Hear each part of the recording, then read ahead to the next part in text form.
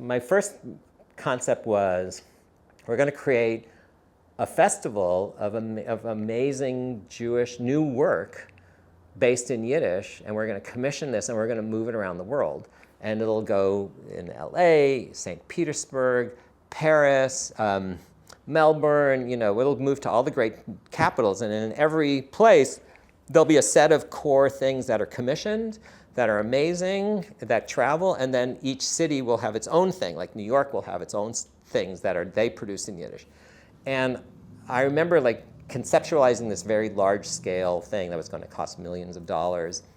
And I had raised money up until then and done large scale things. And I thought, oh, okay, we can do this, And Murray Brown, who was my father's friend, who was the Sylvia and Murray Brown were part of my group, part of the Erev Shabbos group. And Sylvia was the music teacher and Murray was the guy who directed all the shows that I was talking about at family camp.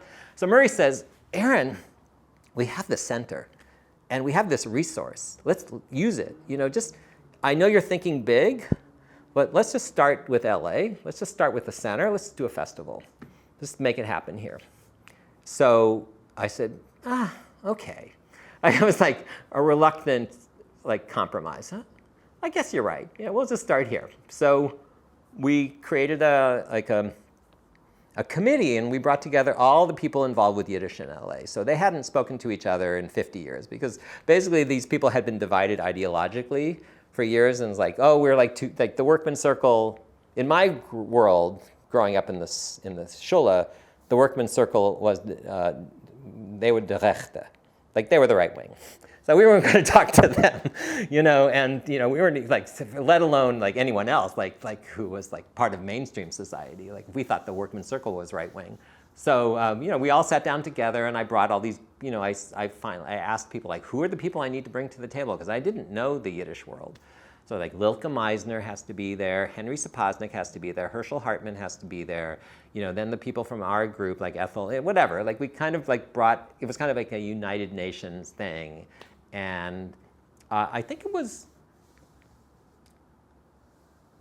I think it was Ethel Rosenfeld who said, let's call it Yiddishkayt.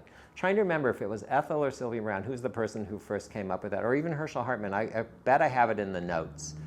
And I was I didn't even know what Yiddishkayt meant. It wasn't a word that I had used growing up. It's what? So, and I was oh, we can play with that. I was very excited. We can do a little kite thing.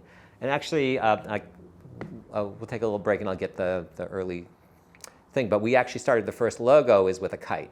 Because I said we have to spell it, of course, because Herschel was there. We have to spell it, Evo transliteration. It's got to be K-A-Y-T. And I said, nobody's going to understand how to pronounce that properly. So we'll put the kite in so they'll get it. It'll be Yiddishkayt. So that's how we came up with the name. That's the first meeting, which was at 94, it was end of 94. I went to the event this thing in Ivya in the summer, in July, and I came back, and then in the fall we had the meeting, and we came up with the name, and we did the first festival a year later in 1995 at the Jewish Community Center. So then it was moving forward and making this happen. And then the first festival, it was nobody's going to come. It was all nobody's going to come. I talked to the press, and they're who's going to come to this? And I remember talking to individuals saying, I'm going to invite my grandmother. And I said, I want you to invite your kids. This is about the present. Because I did this with my partner, Katie, and my whole company. We produced the festival. And we had produced, by that time, we had already produced, 25 major festivals in Los Angeles. We had already done the Santa Monica Festival. We'd already done the Festival of Masks. We'd already done all these crazy, the Fringe Festival, the Open Festival. We had done stuff. We knew how to do festivals. So we're going to make this kick-ass festival. And there were 5,000 people there. And people were telling us we'd be lucky if we got 500. And it was everybody, and it just blew everybody away, how excited they were. And that was how we launched the whole project.